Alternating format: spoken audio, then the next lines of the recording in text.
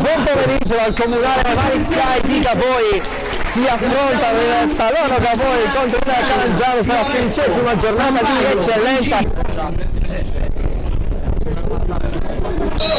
Il primo tocco del Calangianus, maglia giallo-rossa. Pugedu, Secchi, cambia tutto dall'altra parte. Il dribbling anche ancora come messo in mezzo e Mele a un passo dal gol dell'1-0, aiutato adesso da Barbuglio che però non riesce nel pallone. Sono in 4 con Pugedu che cerca anche il tiro. Vitetta, Tusacciu, Seccia adesso, Barbuglio già dentro l'area del Soldato, può calciare.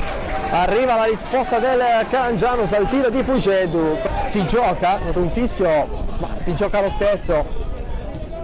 Pallone messo in mezzo dove c'è Ricci che pur di andare col destro si è divorato il gol del vantaggio.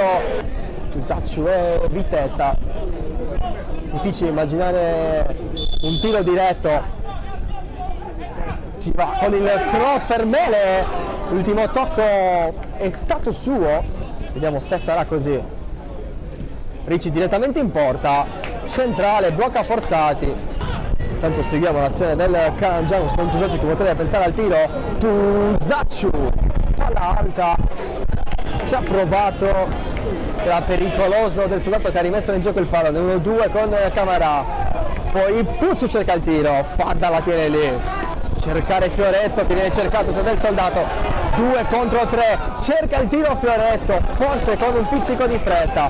Tusacciu guarda dentro l'area, arriva il cross per Vinicius, De Lussu passa su del Soldato, De Lussu, chissà che non abbia pensato al tiro, De Lussu ci prova, la palla va sul fondo, non è riuscito a metterci il piede Falchi, ma azione costruita, continuata da Taloro.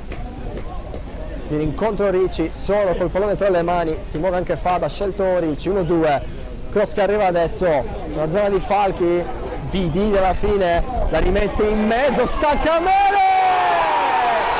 Passa in vantaggio il Taloro, al 41esimo, il cross di Vidini, ci ha pensato il capitano a cambiare il parziale.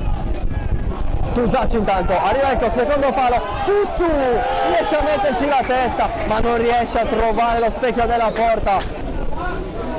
Ancora bisogna aspettare per battere, vedremo se verrà anche allungato il recupero, perché non si è giocato praticamente niente da quando sono iniziati a decorrere i 5 minuti. Il pallone per Fadda che entra addirittura in area, Tusacciu, Fadda! Incredibilmente Fadda non trova il 2-0, pugno a terra per lui perché sa che questa è una grande occasione e finisce qui.